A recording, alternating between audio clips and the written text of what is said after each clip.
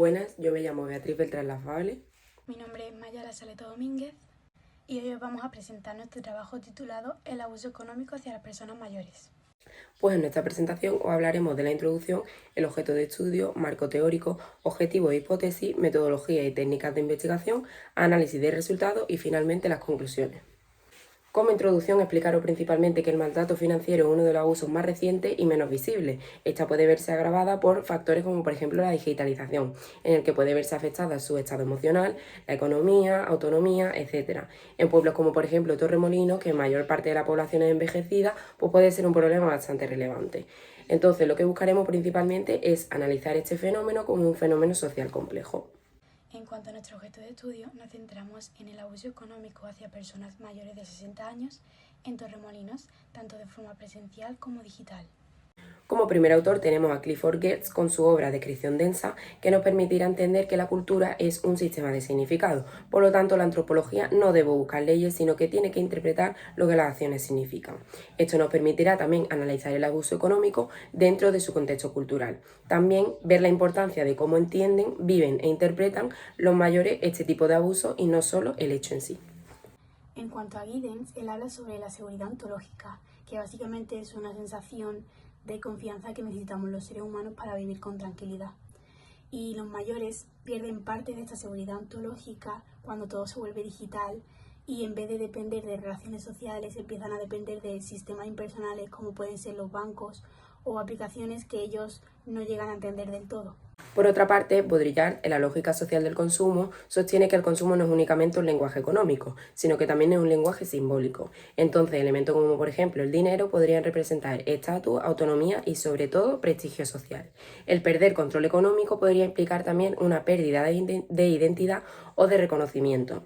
Es así como el abuso financiero tiene consecuencias emocionales y también simbólicas. Para acabar terminamos con Bauman, que nos explica que vivimos en una modernidad líquida marcada por el cambio, la rapidez, la inseguridad y la pérdida de los vínculos estables. En este contexto, las personas mayores se encuentran más expuestas ya que no pueden seguir el ritmo de estos cambios y dependen de los demás. Ahí es cuando se pueden aprovechar de ellas. Como estado de la cuestión, queremos presentar que el abuso financiero hacia los mayores es bastante frecuente, pero sin embargo no se suele denunciar tanto. 1 de cada 6 mayores lo sufren. Entre las causas podemos encontrar la soledad, la dependencia, falta de memoria, confianza entre los familiares. En casos como por ejemplo Málaga, España, se han podido detectar estafas digitales, fraude o incluso uso indebido de las pensiones. En Torremolinos, al ser una población más envejecida y muy influenciada por el turismo, puede considerarse como un punto crítico. Por lo tanto, es un problema muy creciente que requiere de una observación y una atención directa. Nuestro objetivo general no era solo estudiar los casos en sí, sino entender cómo viven y entienden los mayores estas situaciones, por qué ocurren y cuáles son los factores tecnológicos, sociales o familiares que lo hacen posible. Nuestros objetivos específicos han sido cómo interpretan las personas mayores los fraudes, por qué son vulnerables y cómo les afecta esto a su autonomía, a su seguridad y a su confianza. En cuanto a nuestra hipótesis tenemos dos. La primera es que la forma de vida actual tan rápida y digital aumenta la vulnerabilidad de las personas mayores y la segunda, que el abuso económico es un tipo de violencia que deja un gran daño emocional y simbólico a las personas mayores. La metodología utilizada en la investigación es la metodología cualitativa. Esto nos permitirá comprender en profundidad el abuso económico hacia las personas mayores, atendiendo sobre todo a los hechos observables como significados o percepciones. Tenemos que analizarla además desde dos ámbitos, lo que sucede y lo que las personas piensan. En cuanto a técnicas, hemos utilizado la observación participante, que nos permitirá registrar comportamientos, gestos, silencios, y todas estas observaciones se recopilarán en nuestro cuaderno de campo. Y por otra parte, utilizamos las entrevistas en profundidad, que nos permitirá un fácil acceso a experiencias, emociones y sobre todo significados subjetivos. En esta primera entrevista analizaremos el caso de una mujer de 72 años que vive en Torremolinos y que a día de hoy sigue viviendo una situación de abuso económico. Uno de los aspectos más claves a destacar dentro de la entrevista es el significado simbólico que le aportan a la casa.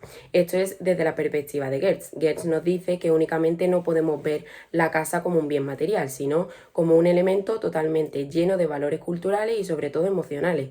En mayor parte de la entrevista nos puede afirmar que la casa siempre le ha dado la vida. Sin embargo, desde la perspectiva de Baudrillard, nos explica principalmente la parte de los hijos. Los hijos ven únicamente la casa como un bien material, más bien como un bien económico, en la que buscan principalmente el priorizar el beneficio personal antes que las relaciones familiares. Entonces, esta venta de la casa puede presentar tanto poder, riqueza y control, mientras que deja a la persona mayor en una situación de vulnerabilidad. Si aplicamos la visión de Bauman sobre la modernidad líquida, vemos cómo las relaciones familiares empiezan a fragilizarse y sobre todo a hacerse cada vez más rápidas. Entonces están guiadas únicamente por el interés personal y también por la poca permanencia. Esto hace que tanto la inseguridad como la violencia de la entrevistada se vean derivadas principalmente de esta rapidez y de esta priorización del beneficio personal sobre las responsabilidades morales. Por último, desde Giddens también vemos que la casa es un espacio de seguridad ontológica, en la que ofrecen hacia los mayores estabilidad y seguridad. En el momento en el que ésta se ve amenazada, pues pueden sentir miedo, inseguridad y estrés emocional. Además, la confianza de las personas mayores hacia instituciones y expertos puede ser totalmente insuficiente, por lo tanto es muy importante que el entorno cercano cobre un papel sobre todo de apoyo y de guía. En cuanto a la segunda entrevista, se hizo a una trabajadora de un banco de Torremolinos con más de 20 años de experiencia. Su testimonio aporta una visión muy profesional, pero a la vez muy humana. Ella afirma claramente que las personas mayores están especialmente expuestas, ya que algunas viven solas, no tienen red de apoyo y se mueven en un entorno muy turístico y cambiante. Todo esto coincide directamente con la idea de Bauman y de Giddens de vivir en un mundo muy poco predecible e inestable. Uno de los puntos claves en esta entrevista es la digitalización. La trabajadora explica que muchos mayores no entienden la banca digital, tienen miedo de tocar algo y estropearlo y por ello dependen de otras personas. Esta dependencia es peligrosa, ya que las estafas pueden venir de familiares o de desconocidos. La trabajadora nos cuenta casos reales en el que sobrinos, hijos o personas se hacen pasar por el banco para conseguir claves o simplemente engañan con amenazas como por ejemplo perder la pensión. Aquí vemos claramente la idea que plantea Baudrillard de que el abuso económico no solo quita dinero, sino que también reduce a la persona a alguien dependiente e incapaz, dañando su autoestima y su identidad. También se critica la deshumanización del banco. Antes había tiempo para explicar las cosas bien y ahora todo va rápido. Esto puede hacer que los mayores se sientan como una molestia, dejen de preguntar y acepten cosas que no llegan a entender del todo. Según Giddens, al romperse la confianza personal, se deja a los mayores solos frente a un sistema abstracto que no controlan.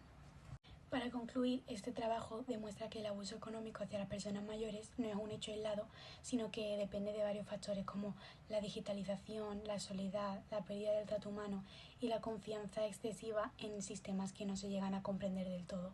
Las hipótesis se confirman, la forma actual de vida genera vulnerabilidad y el abuso económico puede ser un tipo de violencia muy silenciosa, pero siempre es dañina. Por eso, cualquier solución debe pasar por reforzar el apoyo social, reducir el aislamiento, mejorar la educación digital y, por último, devolver un trato más humano a un colectivo que hoy más que nunca lo necesita.